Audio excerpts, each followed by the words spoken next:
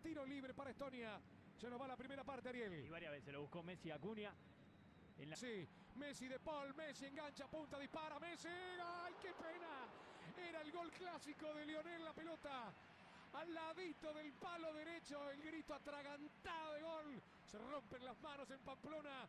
Apareció Messi, le queda McAllister.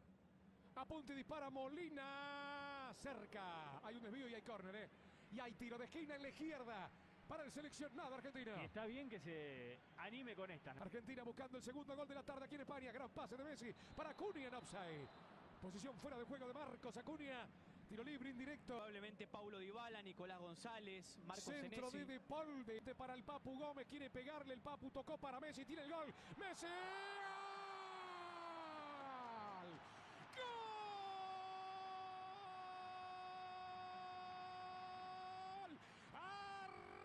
Argentino Lionel Messi, la calidad intacta, una de pelota de Correa, aquí está Nahuel Molina, de Paul y Julián Álvarez, viene para Molina, viene el centro, busca para Messi, golazo, gol,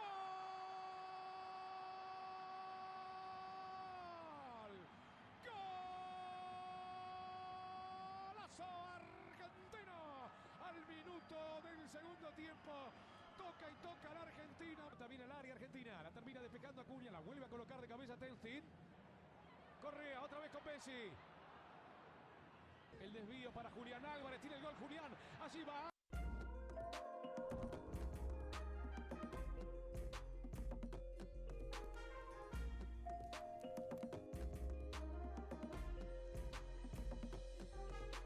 Álvarez. Engancha Messi, sigue Lionel, tocó para De Paul, tiene el cuarto gol, allí va De Paul, cerca de la base del palo derecho, saque de arco. Tenemos que jugar, bueno, juguemos como el ataque del conjunto de Estonia, balón al área argentina, pique, levanta Martínez, corre Correa, la Sí, porque Scaloni los miró. El pase buscando a Messi, termina la pelota, Anier, la va pidiendo Eric Sorga. Mala entrega, mala. Finalmente la va sacando el capitán de Estonia, Karol Metz. Falta en ataque de Julián Álvarez sobre el capitán de Estonia. Queda tirado en el suelo Metz. Tiro libre para el conjunto Argentina. Recupera el Papu Gómez. A ver si se la da Julián. Viene para Álvarez. Dando esa pelota a Kait. Remata Kait. Saque de meta para Armani. Recupera Palacio. Le queda la pelota a Dybala. Busca Dybala colocar el remate. Arranca Messi, tocó de primera. Falta, si se anima. El pase muy bueno para el Papu. Llegó primero el Papu, llegó primero el arquero. En un 0-0 quizá lo cobran, ¿no? Sí, sí. Pareció llegar primero y Gonen igual el arquero. Presiona tras pérdida inmediatamente Argentina. Termina Molina. El Papu Gómez. Falta. Se lo llevó por delante, lo pisoteó todo. ¿Está habilitado? Sí. Messi para el cuarto. Messi enganchó. ¡Qué golazo!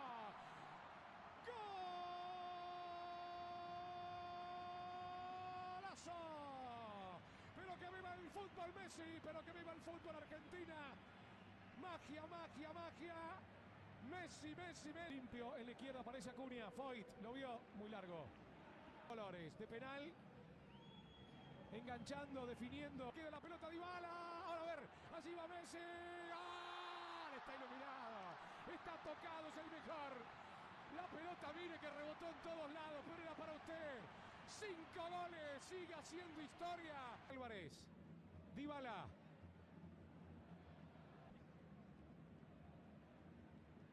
Es increíble. Hace, no tenga ningún tipo de sentido. Y decimos... La pelota viene ahora para Sinapki. En el punto penal Messi. Viene el centro, le queda Dybala. Remata. Atrás acaba esa pelota. Montiel viene para el Papu. Falta. Veremos. Mientras tanto encara el Papu. El Papu. Thổ Nhĩ Kỳ phát hiện trữ lượng dầu mỏ mới 150 triệu thùng. Tổng thống Thổ Nhĩ Kỳ hé lộ mỏ dầu mới được phát hiện có trị giá khai thác vào khoảng 12 tỷ USD. Mỏ dầu với trữ lượng 150 triệu thùng được phát hiện phía đông nam Thổ Nhĩ Kỳ. Ông Erdogan cho biết vào ngày 12 tháng 12 trong một cuộc họp.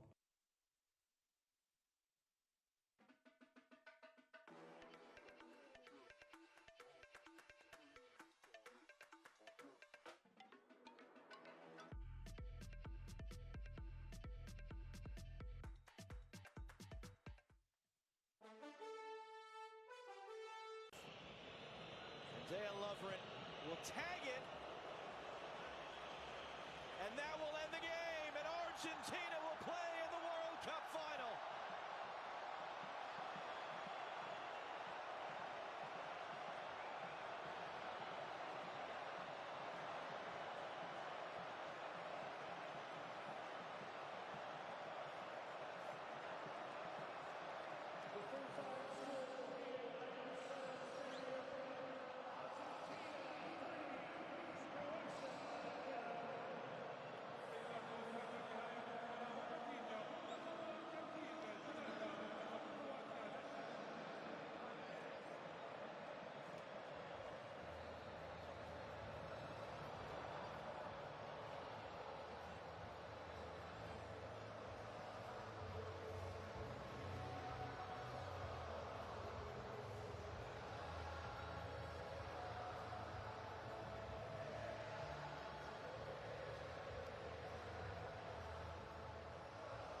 Well, it was Messi with the masterclass, and Argentina with the total domination that has that dream of lifting that title, inching closer to reality, and Lionel Messi will have that chance on Sunday to lift that World Cup trophy.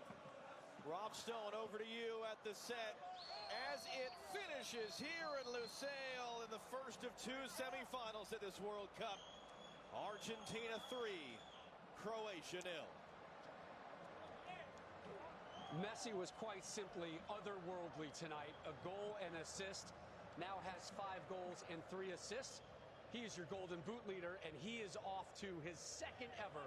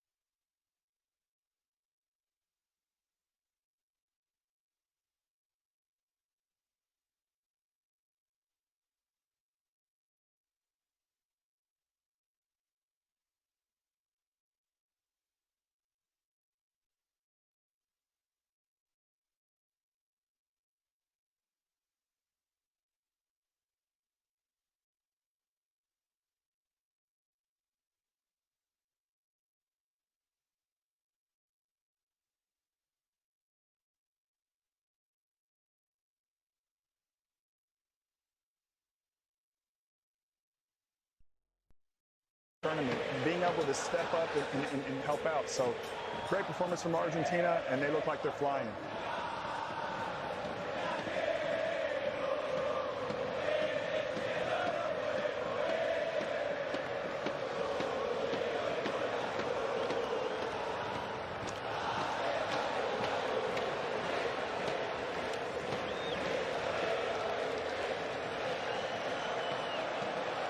صحيح احنا قاعدين نصور باستديو، لكن جايبين لكم الخير، لأننا نصدق انك انت اهم من اي اعلان، ونصدق برعاية اللحظات الكبيرة، مو بس اللاعبين المشهورين.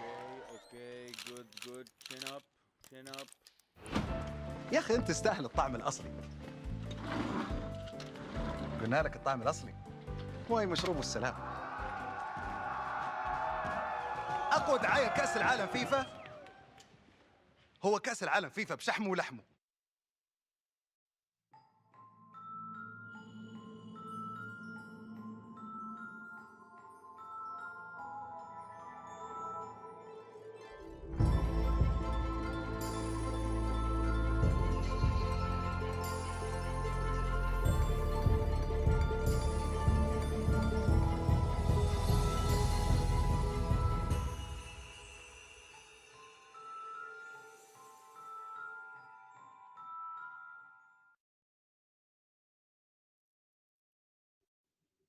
YouTube fam, we got a great USA versus England recap, so hit like and subscribe, and let's go.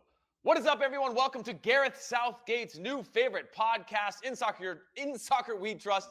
I'm your host today, Heath Pierce, alongside Charlie Chuckwagon Davies. Jimmy Trashcan Conrad's going to be joining us in a little bit, but for now, just Charlie and I controlling this ship. So, Charlie, how's it going? How you feeling after this one? I know the internet's probably going to go crazy because it's never good enough, but how do you specifically feel after that 90-plus minutes of the U.S. national team? I'm pumped.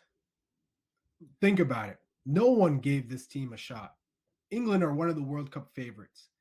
You could say they didn't play well. They didn't play well because we played well. So when I look at the midfield, which is our core, that's our strength of our team, they played well. And the man of the match, the best player on the pitch was Tyler Adams, without a doubt. Locked it up, shut down the space that Harry Kane likes to occupy, shut down Mason Mount, shut down Saka, and shut down Sterling. His recoveries, his tackling, his command, even on the ball, just a boss. He represented the U.S. extremely well. You love what Yunus Musa did along in the midfield, and Weston McKennie. Completely different performance than what we saw against Wales for both of those in particular. They got on the ball. They were confident. I think I knew Weston was heading in the right direction just off the start of the game. He got the ball on the right wing and didn't lose it, took good touches. And I'll go, okay, this is a different Weston. This is a Weston that's locked in. Of course, could have done better with the chance. Timothy Weah put it on a platter for him, and you expect him to finish. Other than that, my man of the match is Tyler Adams. Okay. Well, I'm gonna go with I think Weston McKennie's my man of the match, and for a few reasons.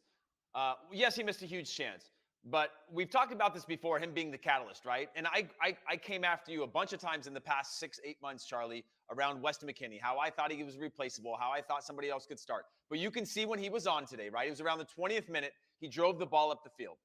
And then there was 3 or 4 players that decided, hey, we're going to all do this. I thought the first 10 minutes, the U.S. looked a little nervous. They were arriving late. They kind of looked like, oh, man, we might settle into something that might play into England's hands. They got a big chance from Harry Kane at the beginning that we had made a good play to stop.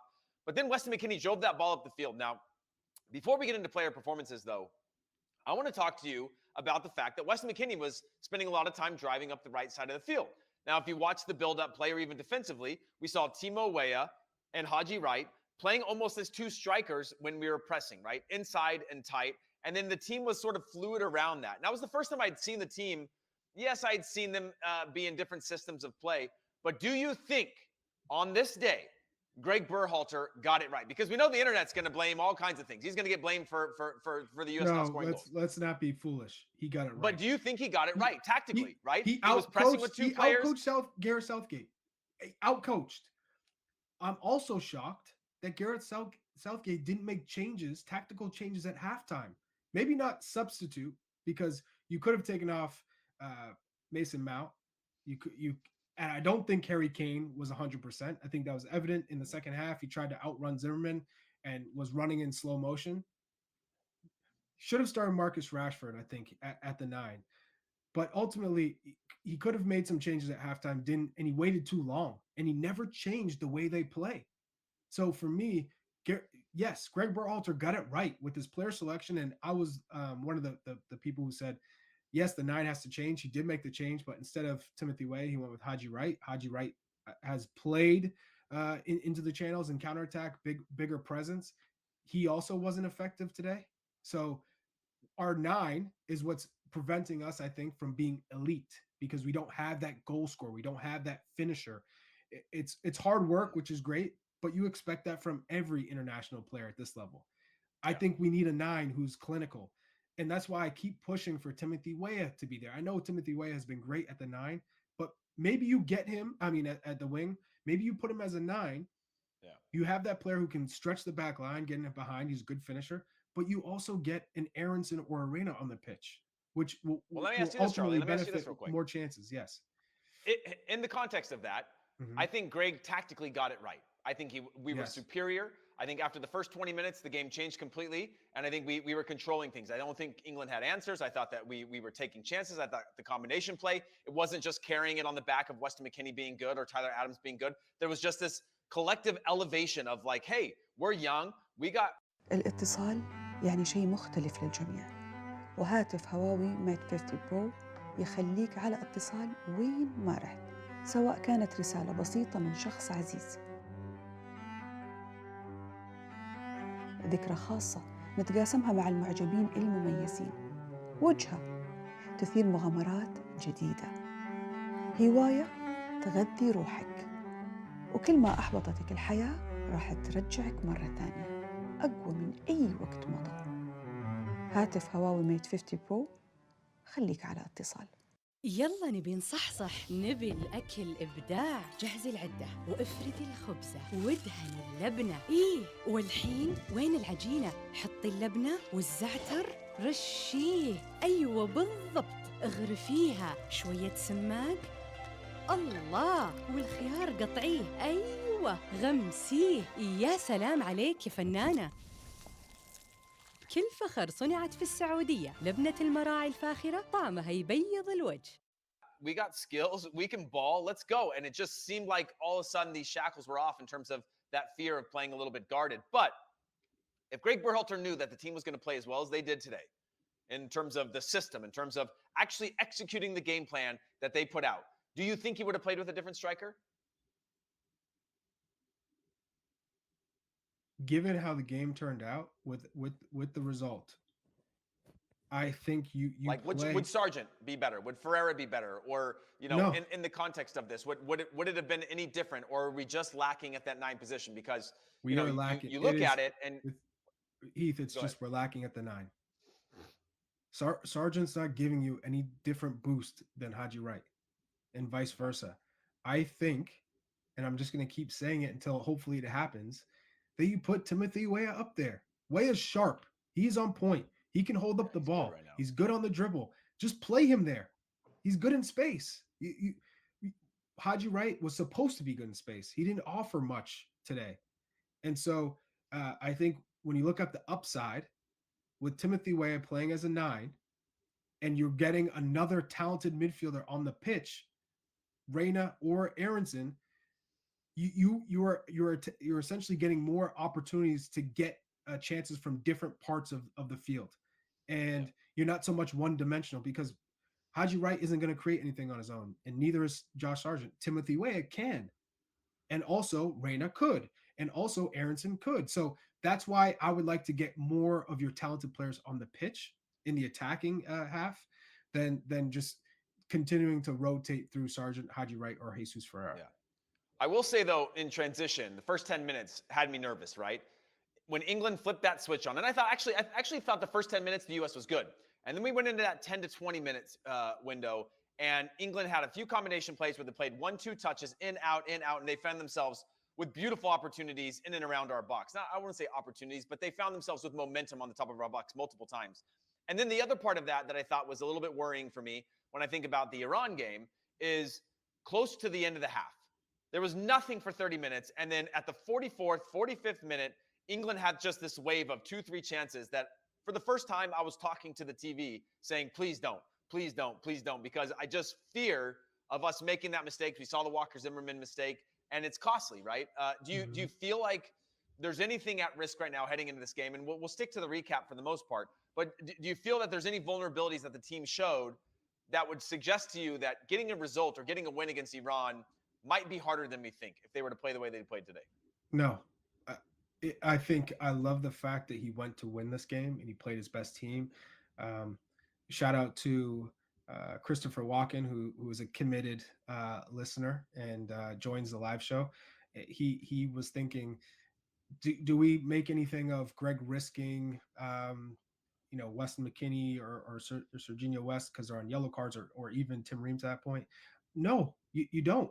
You gained a lot because, yes, none of them picked up a yellow, 1, but 2, you proved to the team that you believe in them and that you're trying to win. You're not here to settle. Nothing is guaranteed with that Wales game, with the Iran game. Nothing. You can't predict anything with that game. You have to go and try and win this game so that Iran game wouldn't matter maybe as much or be as significant. If anything, right, you prove to the team that you're the right guy to lead this group, that we are out to play against the best, and we're going to do everything we can to win. and it showed in the way we played. England did not look good. We outplayed them. We were the better team, and England are World Cup favorites going into this tournament. So yep.